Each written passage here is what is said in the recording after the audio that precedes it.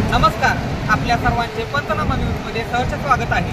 सध्या कोयना परिसरामध्ये मुसळधार पडलेल्या पावसामुळे कोयना धरण हे 76 TMCच्या वर पोहोचले आहे। तर आता कोयना धरणातून 6 दरवाजातून 1 फूट 6 इंचांनी वक्र दरवाजे सोडण्यात आलेले आहेत। आपण पाहूया पंचनामा न्यूजच्या माध्यमातून।